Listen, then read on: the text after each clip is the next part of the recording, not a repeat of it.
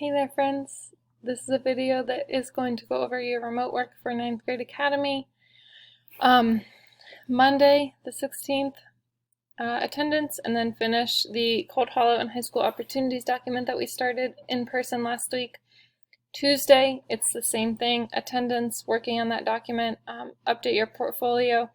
This will eventually be in your portfolio, so if you click on the example slides portfolio, or go to Bitmoji and find the example docs portfolio.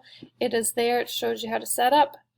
Wednesday is attendance and then rest. Do something that's going to fill you up, make you feel energized, make you feel good. And then just a note, teachers will probably be a bit less available today to communicate or things like that because it is parent-teacher conferences, and so we have conferences scheduled throughout the day. And then Thursday and Friday will be our in-person days. What we're doing is not yet in there. All right. Do great things.